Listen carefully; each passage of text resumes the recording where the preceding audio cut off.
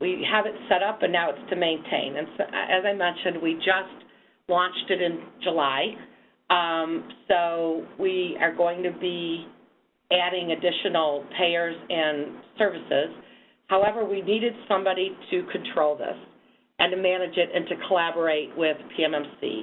There's a lot of things that we can do on our own, like add additional services, additional categories, additional procedures.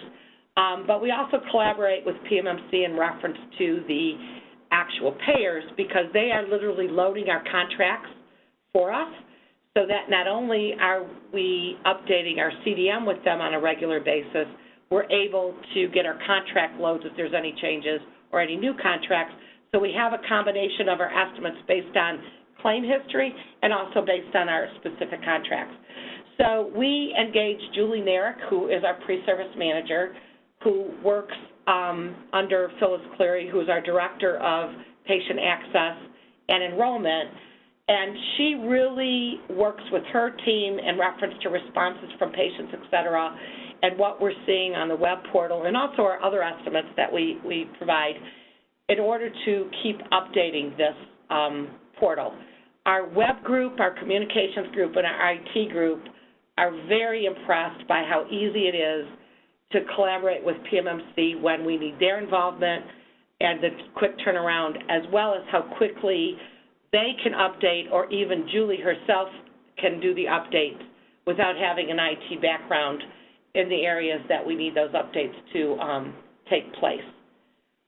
So then we go to page 26, sorry.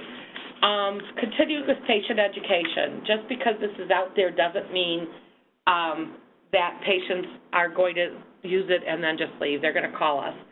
We are very proud that our estimates are extremely close, and I'll explain that again in a little bit later. But when we're talking to the patient and we're giving estimates, we make sure that it's more robust than the dollars. And what I mean by that is a simple mammogram could have one out-of-pocket expense. However, between breast density and tomosynthesis and other services that may be provided, we do let the patient know that there is the potential that there could be other charges.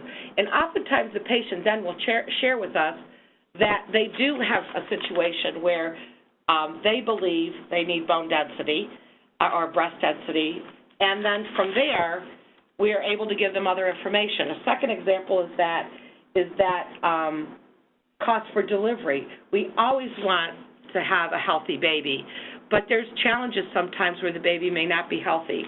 So when they're asking for information in reference to deliveries, basically what happens is we will also have the discussion that this is referring to a healthy baby, and if there's any challenges that they may already be aware of, we would be able to give them some estimates as it relates to that, and we actually do that.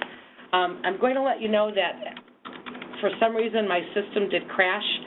Can I be heard?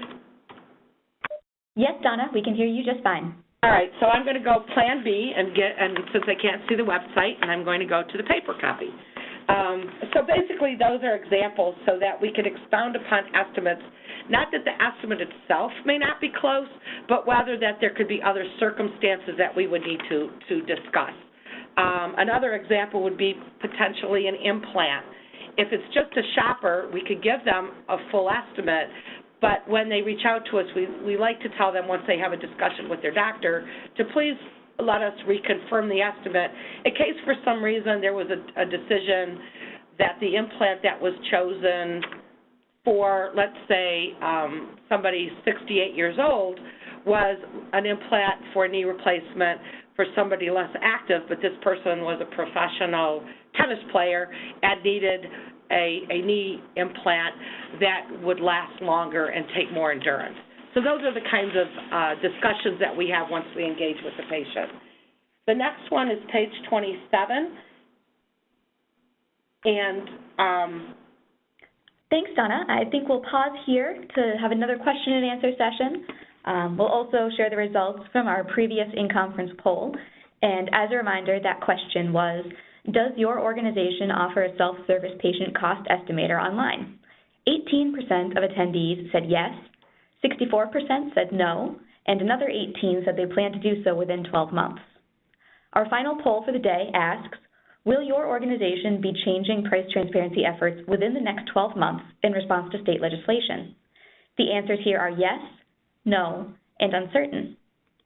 Our first audience question comes from Pamela, and she would like to know, do you collect on those estimates while providing them over the phone? Yes, we do. In fact, that's extremely important because that also gives the opportunity when we talk to the patient to collect in full. It opens up the communication as to whether or not that patient has the capability of collecting in full. And if we believe that there is the propensity to pay but not the capacity to pay, then that's when we move into a deposit, possible payment arrangements. If we find that even with that, there may be a Medicare patient who doesn't have any secondary insurance, that moves us into that financial coordination. So we collect as much as we can, and often we do collect all of it right away, but it also provides an expectation for both us and the patient if it cannot be collected immediately. Thank you. Our next question comes from Pamela, who asks, what registration or billing system are you using? We use Epic. Thank you. Kim asks, not all patients are tech savvy, so who handles the patients that are not able to do the self-service? And do they then get a letter, a verbal estimate, or both? It is still our pre-service department. As I said, we've been doing estimates for over 10 years. And so patients or even the community, if they go to our website, there's always been a listing of to contact our pre-service area, or if they ask a provider, or if they ask our operators, or any of the departments, everybody knows to reach out with our phone number and give it to the patient. So that can be done by telephone with no problems. And then what we always do is follow up with a confirmation letter with that patient. We have a lot of Spanish-speaking individuals, so we can ask the patient what they have a preference, and we will have someone on the phone speak with them in reference to the estimates, and then send out currently a letter estimate in Spanish if we need to. And then also, because we also have individuals who speak other languages, we ask their preference, and we have a translator line for immediate assistance with that. And then we do try to collect also. Great. Our next question comes from Anne, and it might be one more for the PMMC folks on the line. She wants to know how easily this setup could be modified for another hospital or health system. Yes, good afternoon. This is Tara McManus with PMMC. It's actually very easy to set up for anybody who currently has our Estimator Pro product. The framework for generating self-portal is already built within the system. Thank you. Our last question for this session, and then we'll move on, comes from Kim, and she asks, do you roll all charges up under a main CPT, such as supplies, pharmacy, and hourly charges, or do you list them separately on the estimate? On the estimate, what we basically do, and we have this even for our statements, is on the hospital side, we have created user-friendly revenue codes, if you will. So we have roll-ups in that sense. If somebody is interested in more itemization, we can provide that because of the fact of using claim history in addition to the contract. So we will have those separated. We also would have anesthesiologists separated so that the patients clearly can define what are the providers and what type of providers from implants and supplies and that type of thing.